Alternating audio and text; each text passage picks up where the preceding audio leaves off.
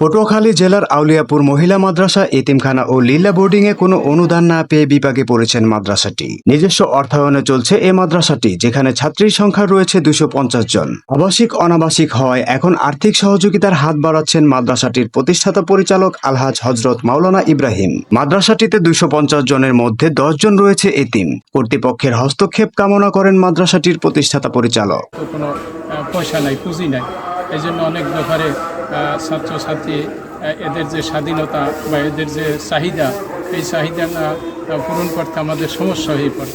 হ্যাঁ, যদি আমাদের আর্থিক থাকতো তাই সব কিছু আমাদের এই ঘাটতিগুলো পূরণ করতো। নেওয়া যায় না।